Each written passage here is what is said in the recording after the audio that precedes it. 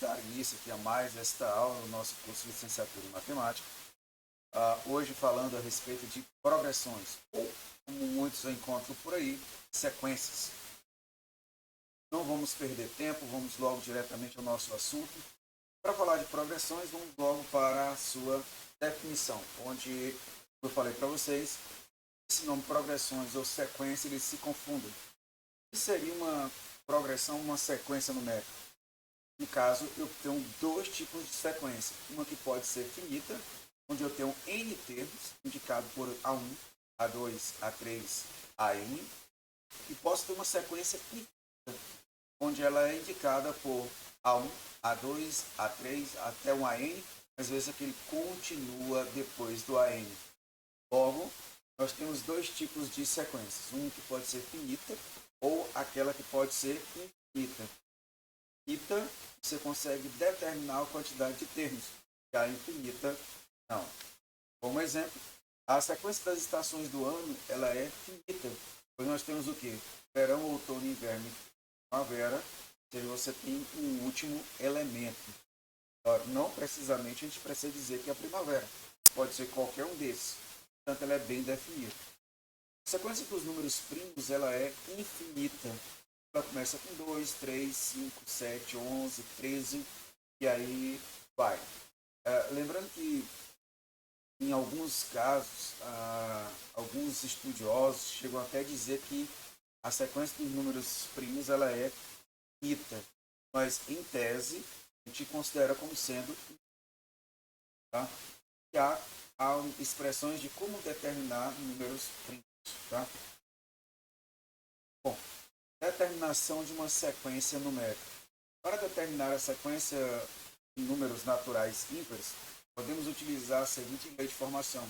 F de n é igual a n 2n menos 1. E aqui a gente vê que quando nós substituímos, nós temos o que seria o primeiro termo, A1, seria 2 vezes 1, menos 1, igual a 1. Já o segundo termo seria 2 vezes 2, menos 1, é igual a 3. O terceiro termo seria 2 vezes 3 menos 1, que dá igual a 5. O quarto termo seria 2 vezes 4 menos 1, que daria 7. E aí, segue. Portanto, aqui a gente vê que essa expressão f de n igual a 2n menos 1, com n natural, veja que poderia ter colocado um zero aqui, mas neste caso eu não teria o primeiro termo, seria negativo, ele não seria natural. Caso, como n pertence a um conjunto infinito, a sequência também é chamada de infinita. Temos outro exemplo.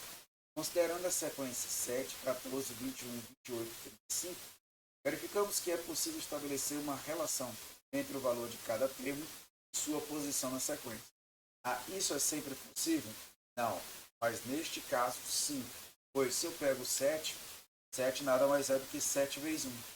14 nada mais é do que 7 vezes 2. 21, 7 vezes 3. 28, 7 vezes 4.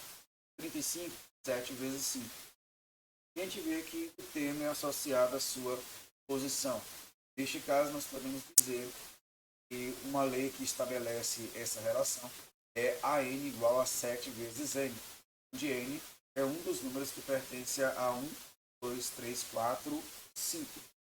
Bom, determinar os termos da sequência definida por 3n mais 1, o n pertencente aos naturais diferentes de zero. Ora, se eu quero a sequência de números, onde tem n, eu vou substituir por 2, 3, 4, 5 e aí vai.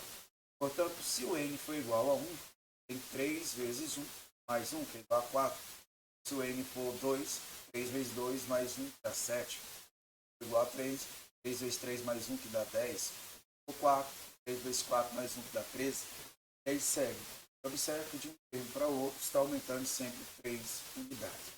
Portanto, a sequência infinita começaria pelo 4, iria ao infinito, as 4, 7, 10, 13, sempre aumentando de 3 em 3. Bom, agora vamos escrever a sequência definida, neste caso, por uma expressão onde é dado o primeiro termo, os outros termos são encontrados a partir desse. Lembrando que aqui está colocado errado. Não é A menos 2 não, tá? E caso AN, tá? Ou AN, simplesmente AN, né? Que seria o termo anterior. Se você observar aqui, ó, o A1 é igual a menos 2, o A2 seria aqui 3 vezes A1 menos 5. Ou seja, o segundo termo é o anterior, foi colocado errado, tá? O segundo termo é o anterior menos o 5. 3 vezes o anterior menos 5. É 3 vezes menos 2, menos 5 dá menos 11.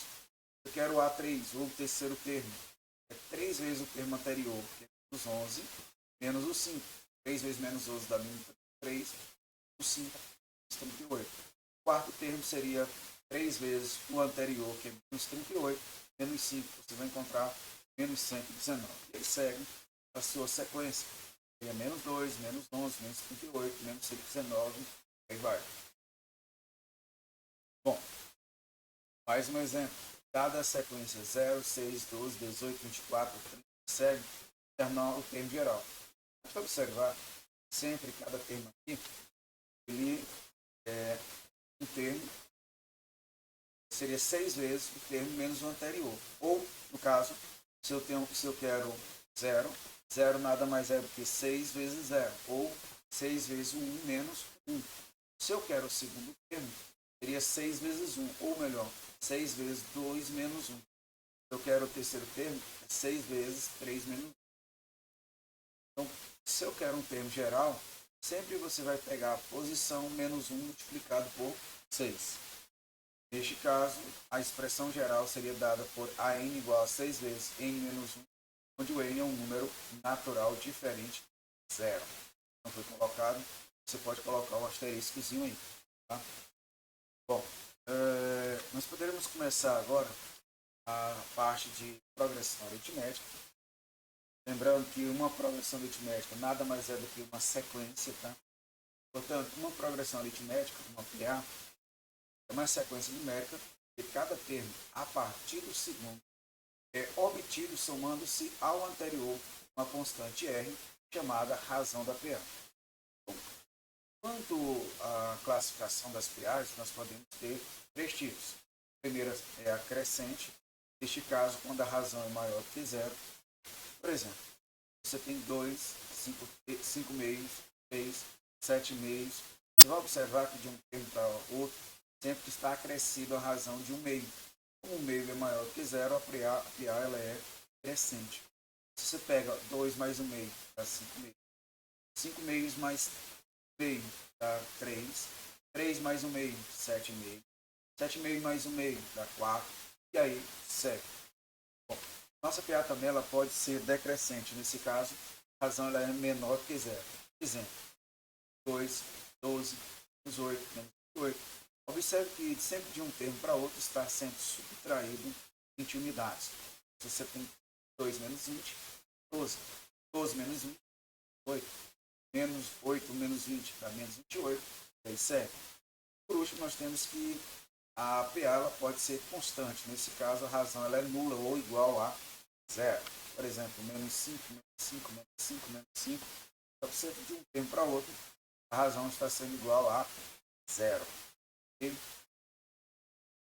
Bom, seguindo, vamos para o termo geral da PA. A PA, seu termo geral, é dado por AN igual a 1 mais N menos essa razão. Lembre-se que isso aqui a gente não vai demonstrar. Tá? AN é igual a 1 mais N menos 1 essa razão. O N pertencente aos naturais diferentes de 0. A gente começa sempre aqui, no caso, pelo A1, a não ser que diga o contrário. Tá? Então, determinar o termo geral da sequência 8, 15, 22, 29 e 6. Se observar o primeiro termo é 1, a razão seria quanto? 15 menos 8, ou quanto é que está aumentando de 8 para 15, seria igual a 7. Portanto, se eu tenho a razão igual a 7 e eu tenho o primeiro termo igual a 8, seria a sequência. Tá? Lembrando que o termo geral da PA dado por AN igual a 1 mais N menos razão. Vamos substituir o valor de A1 por 8. Vamos substituir a razão por 7. Neste caso, eu teria 8 mais 7 vezes N, 7N. 7 vezes menos 7. Portanto, o meu AN seria igual a 1 mais 7N. O N pertencente aos naturais diferentes de zero. Bom, sabendo que o 12º termo e o 20º termo de uma PA são respectivamente 67 e 130, determinar o primeiro termo e a razão dessa PA. A primeira coisa que nós temos que lembrar aqui é que a expressão geral, ou o termo geral da PA, ela é dada por AN igual a 1 mais N menos 1 vezes a razão. Portanto, eu posso escrever o segundo e o 20º termo, são o 12º termo e o 20º termo, como sendo essa expressão geral da PA. Portanto, tem o A12 ou 12º termo igual a 67, o 21º igual a 130. Vamos aqui, nesse caso, formar um sistema, substituindo, no caso, quem é o A12 e quem é o A21. O A12 é o primeiro termo, mais N menos 1, ou seja, 12 menos 1, que dá 11 vezes a razão.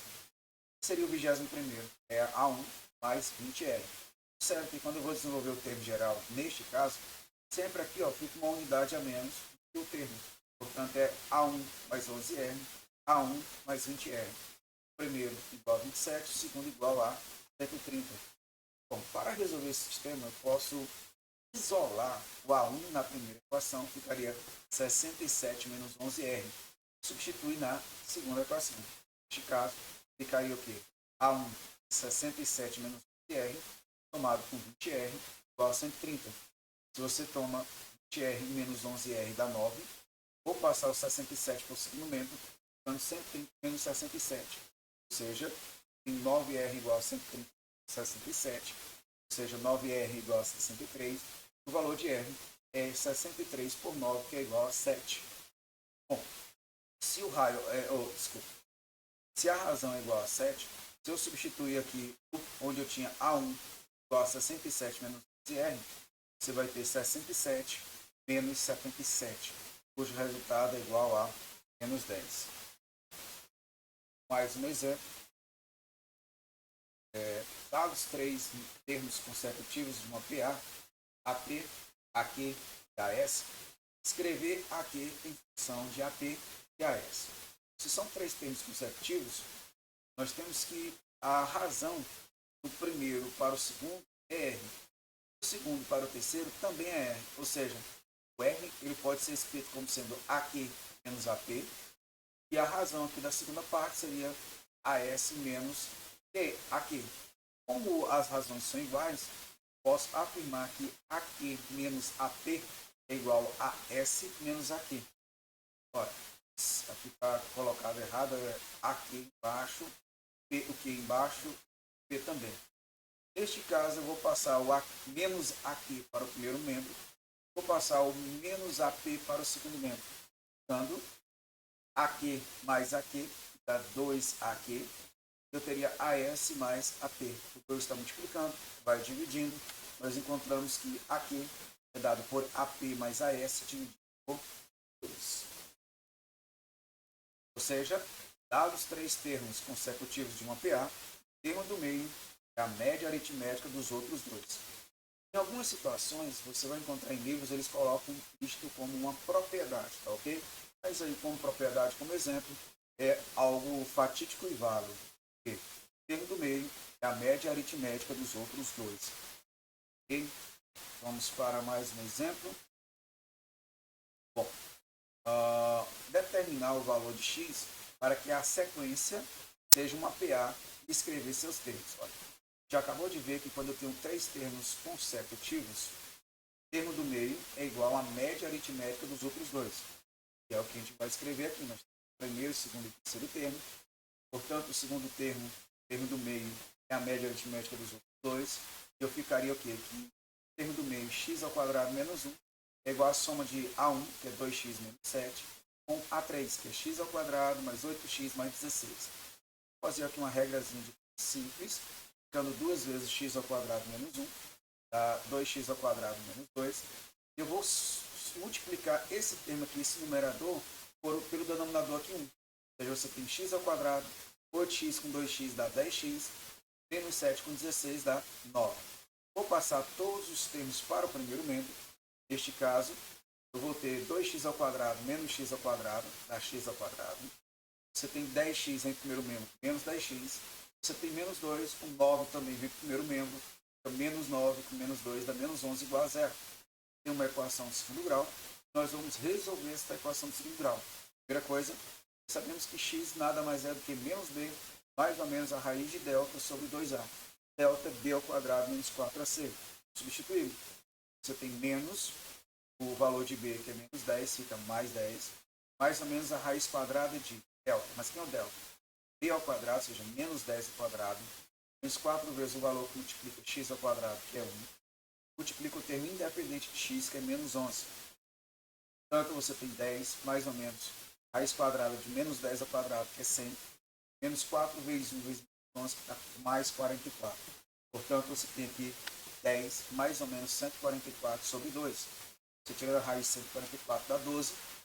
Então, você vai ter dois valores para x. Ou x é 10 mais 2 dividido por 2, ou seja, 22 por 2, que dá 11.